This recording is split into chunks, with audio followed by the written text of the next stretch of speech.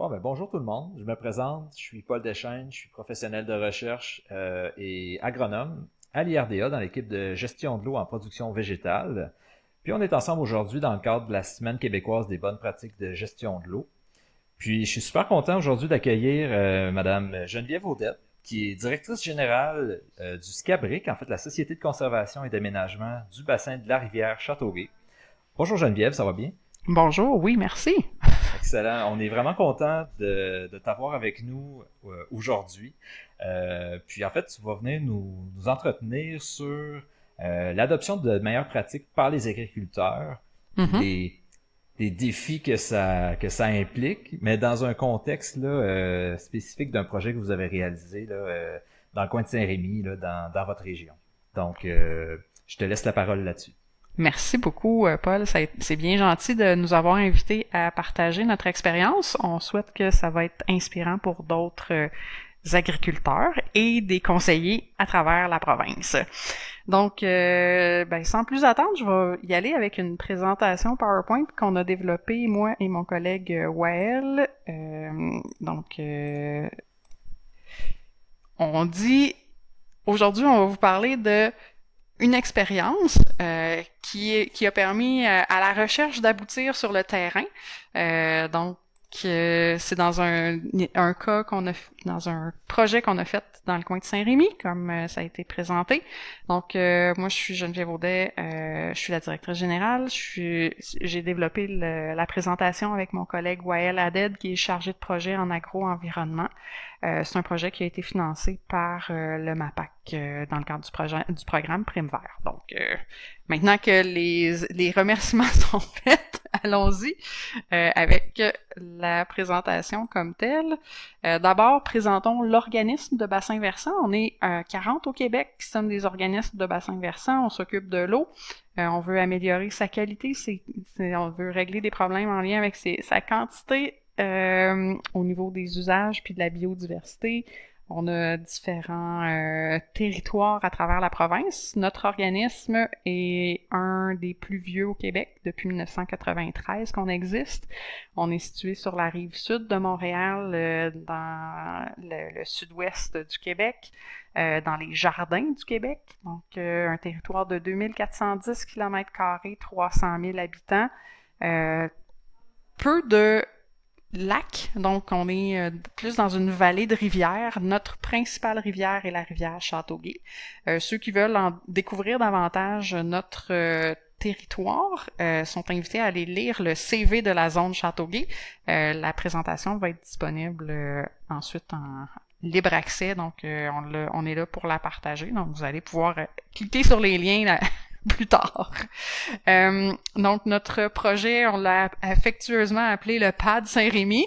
On aime ça, les acronymes au Québec. Fait que, donc, c'est dans le cadre, ça a été financé par le Plan d'agriculture durable du Québec. Donc, notre projet a été financé par le PAD. Dans le secteur de Saint-Rémy, notre vrai titre, c'est l'utilisation efficace de l'eau souterraine en milieu agricole. C'est un projet qui s'est déroulé sur 2 ans entre 2023 et 2025. On visait l'alimentation en eau potable qui est problématique dans le secteur de Saint-Rémy, principalement dans la ville de Saint-Rémy, mais aussi pour tous les producteurs agricoles, parce qu'on a une forte croissance démographique dans ce secteur-là, beaucoup d'activités industrielles, municipales et agricoles qui se côtoient, qui sont près les unes des autres. C'est un secteur qui est quand même densément peuplé, mais qui est très loin de tous les cours d'eau. Donc, il y a très peu de cours d'eau en surface. Donc, la seule source d'eau intéressante pour tout le monde, c'est l'eau souterraine. Et il y a très peu de recharge de la nappe d'eau souterraine dans ce secteur-là. Et il y a beaucoup de préleveurs, particulièrement des grands préleveurs d'eau, des préleveurs qui prélèvent plus de 379 000 litres par jour. Ça fait beaucoup d'eau dans un endroit où il n'y en a pas tant que ça. Le secteur en question, j'ai essayé de le positionner avec les données d'eau souterraine. J'attire votre attention sur le fait que le secteur qui nous intéresse est ici, puis que l'eau souterraine circule de cette façon-là. Donc, elle s'en va du plus pâle vers le plus foncé sur la carte. Donc, elle s'en va en dehors de notre secteur d'intervention, d'intérêt pour Saint-Rémy. Donc, si je résume, là, l'eau souterraine à Saint-Rémy, elle reste pas sur place. Elle se sauve, elle s'en va partout autour. Puis, on voit aussi qu'il y a eu de la documentation de l'eau souterraine, l'utilisation de l'eau souterraine par différentes organisations du territoire. Puis, on voit que le même secteur est un secteur où il y a beaucoup d'organisations qui pompent des grosses quantités d'eau. Donc, il y a une forte pression de demande dans ce même secteur-là où on sait que l'eau reste pas, puis elle se recharge pas tant que ça. C'est notre situation. Maintenant, on fait beaucoup d'agriculture aussi dans le secteur de Saint-Rémy. Les principales cultures sont le maïs, le soya. Donc, des grandes cultures, beaucoup de pression agricole, mais aussi on voit qu'il y a quand même des terres noires où on pratique une agriculture plus maraîchère. Donc, combinons tous ces morceaux-là ensemble, c'est là qu'on a les premiers conflits d'usage au niveau de la disponibilité de l'eau souterraine dans le milieu agricole. Puis c'est pour ça que c'est intéressant de travailler avec les producteurs agricoles pour trouver des solutions en tant qu'organisme de bassin versant qui est là pour la concertation, pour trouver des solutions à des problèmes réels. C'est à ça qu'on sert. Les objectifs qu'on s'est donnés dans le cadre de ce projet-là, c'est de mettre en place une démarche de concertation auprès des producteurs agricoles, de les impliquer dès le départ, puis d'encourager l'adoption de meilleures pratiques en économie d'eau qui sont applicables dans le milieu agricole. Puis, dans le fond, on visait à recruter une quinzaine de producteurs d'entreprises agricoles du secteur de Saint-Rémy ou autour, genre Saint-Constant, Saint-Patrice de Sherrington, pour s'impliquer dans cette démarche-là. Donc, ce qu'on a réussi à faire au courant des 2 années du projet, c'est de mettre en place une démarche de concertation. On a réalisé en collaboration avec l'INRS et l'Université Laval un café de l'eau. Puis ça s'est déroulé le 29 octobre. Il y a eu un peu plus d'une vingtaine de participants. On a discuté des situations réelles, puis on a essayé de trouver des pistes de solutions intéressantes pour tout le monde qui pourraient être des activités de collaboration. Donc, c'est allé dans plusieurs directions, ces pistes de solutions-là. Si je retiens certaines, c'est des pistes de solutions comme le partage de l'eau qui ont été discutées. On est vraiment loin d'une solution intégrée et applicable maintenant, mais c'est en s'en parlant qu'on va finir par trouver quelque chose qui convient.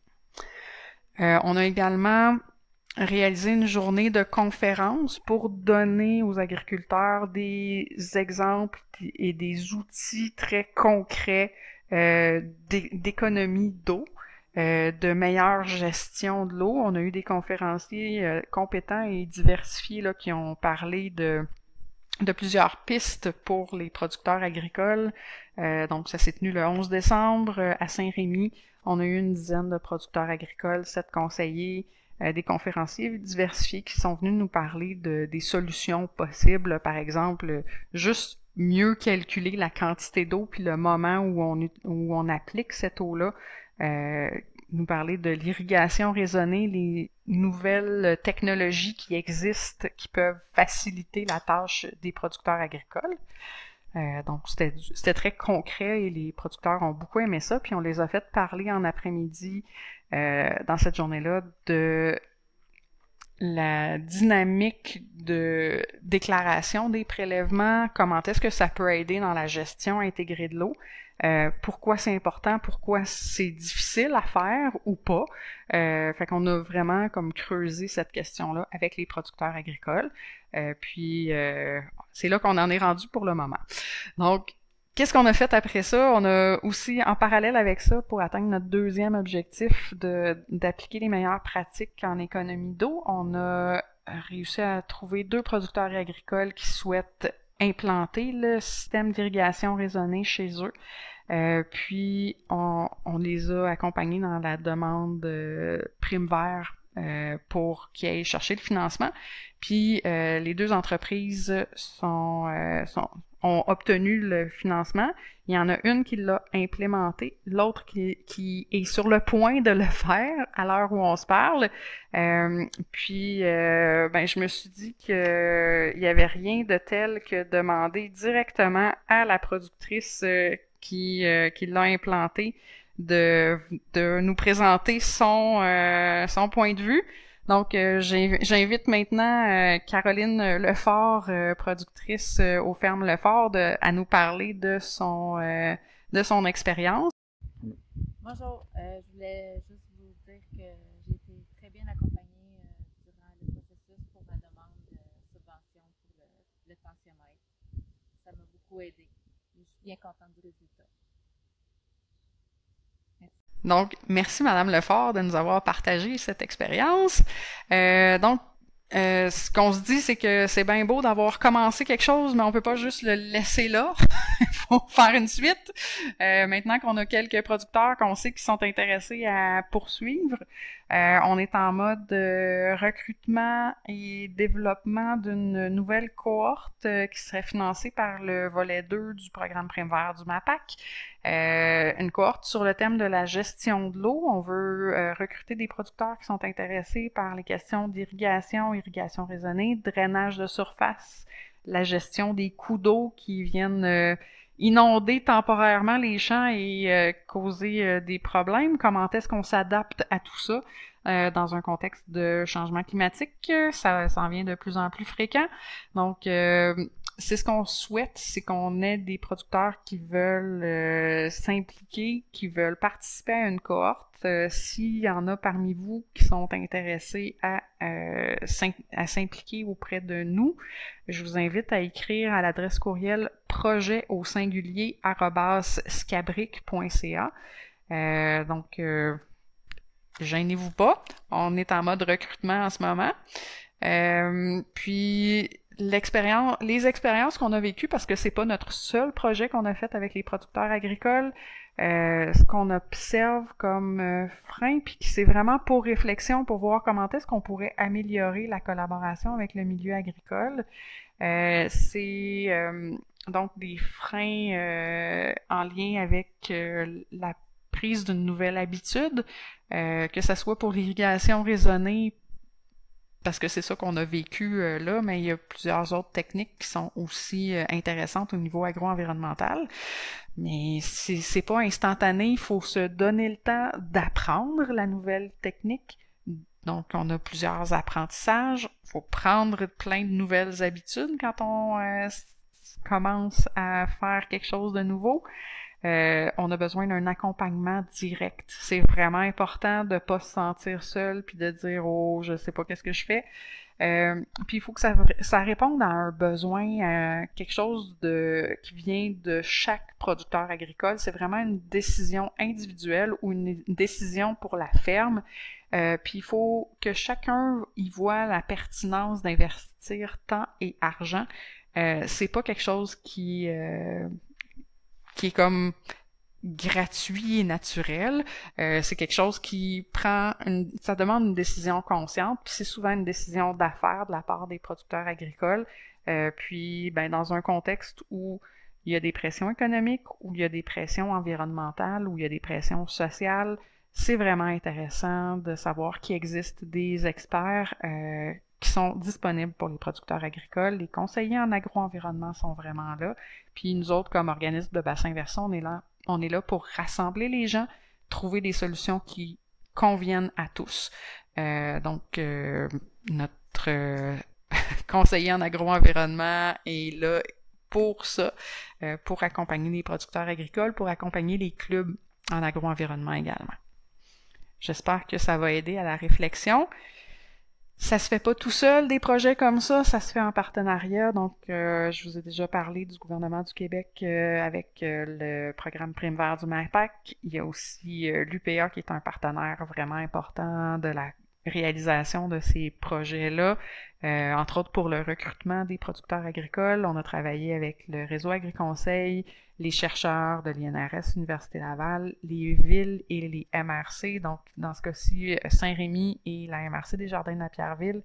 Géomont qui nous donne des informations précieuses au niveau des connaissances en géomatique sur le territoire, l'utilisation du territoire, l'utilisation de la forêt, les changements sur le territoire. Le groupe Pleine Terre, qui est un des conseillers en agro-environnement, qui a été bien actif dans le cadre du projet, et les conseillers qui ont accompagné les fermes qui sont du bois Agri-Innovation et Orto pour l'irrigation raisonnée.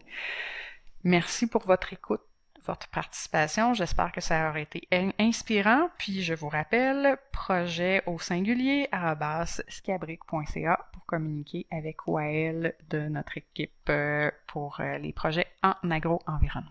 Merci. Ben merci, merci à toi Geneviève, c'était vraiment très inspirant, je trouve, comme présentation. Merci aussi à Madame Lefort pour sa brève participation également. Mais oui, inspirant, je trouve, parce que c'est le fun de voir justement que des producteurs se mettent ensemble, peu importe le nombre, qu'il y ait un mouvement qui est initié, puis qu'il y ait des actions concrètes qui viennent pour justement améliorer la situation, tant pour leur ferme, mais également pour l'environnement en général, puis pour diminuer les conflits d'usage. Donc on aimerait ça en voir plus des projets puis des résultats comme ça, là. Donc merci beaucoup d'avoir pris le temps de transmettre cette information-là avec nous. Puis au plaisir de faire d'autres choses peut-être dans le futur ensemble, qui sait. Donc merci encore Geneviève. Merci, c'est ce qu'on souhaite. Ouais. Plus de projets, mais il faut que ça réponde à des vrais besoins, là. Oui, effectivement. Donc, on va prendre peut-être quelques minutes pour répondre à des questions maintenant. Donc, Geneviève, j'ai deux petites questions suite à ta présentation. Tu parlais qu'il y avait des démarches de concertation entre producteurs, donc des activités de collaboration. Est-ce que tu peux nous en dire un petit peu plus sur qu'est-ce qui en est sorti de ces activités-là, justement? C'est une très bonne question. Donc, dans les grandes lignes, les producteurs nous ont dit, ce qu'on a besoin comme soutien, c'est des expertises qui nous sont partagées. Donc ça, c'est un aspect vraiment important, là. Ils veulent pas être seuls. Aussi d'avoir des moyens d'échanger avec d'autres producteurs. On trouve que l'idée des cohortes qui est encouragée par le MAPAC en ce moment répond vraiment bien à ce besoin-là des producteurs agricoles d'échanger entre eux sur les solutions qui fonctionnent bien, les solutions qui fonctionnent moins bien aussi. C'est important de partager les moins bons coups pour dire ça marche pas super. Donc, ça permet d'éviter des problèmes à d'autres. Je dirais que l'autre aspect, c'est je reviens encore, il faut que ça réponde à un besoin chez vous. Donc, c'est ça. C'est pas d'essayer d'inventer des nouveaux problèmes, là. C'est y aller avec ce qu'on vit vraiment chez nous. Je pense que ça fait vraiment le tour d'horizon de ce que les producteurs nous ont dit qui était important pour eux. Excellent. Puis moi, je retiens quelque chose que tu viens de dire, que les producteurs qui ont peut-être moins d'intérêt à changer ou des choses comme ça, ils veulent entendre des bons coups, ils veulent entendre parler de leurs collègues, des producteurs qui ont fait le changement. Est-ce que tu pourrais dire que c'est un peu le cas avec Madame Lefort qui pourrait être une bonne ambassadrice? Ben, j'espère bien que Madame Lefort va vouloir être une ambassadrice. Je peux pas m'engager pour elle. Mais je pense que déjà de l'avoir accompagnée, ça va l'aider, puis ça va l'aider à partager son expérience avec d'autres. Fait que juste ça, c'est vraiment merveilleux, là, parce que moi, nous autres arrivés comme organisme de bassin versant, le message passe moins bien que si c'est directement une productrice qui l'a fait, qui le partage avec d'autres. Donc, c'est ce qu'on souhaite, là, c'est que vraiment, ça soit des gens qui l'ont essayé, qui puissent partager leur expérience. Puis, tu sais, ce que ça prend, c'est des petits succès un petit succès à la fois, on fait des gros changements à long terme. Plusieurs petits pas grand-chose, ça fait beaucoup à la longue. Ouais, c'est parfait ça. J'aime bien ça. C'est une très belle conclusion pour la présentation. Donc encore une fois, Geneviève, je te remercie beaucoup. Puis j'invite tous les producteurs du territoire du Scabric à rentrer en contact avec Geneviève et son équipe si jamais ils sont intéressés justement à s'impliquer dans un projet. Encore une fois, merci beaucoup. Puis au plaisir de se revoir dans un autre projet ou autre truc, qui sait. Donc, merci encore. Excellent, merci Paul.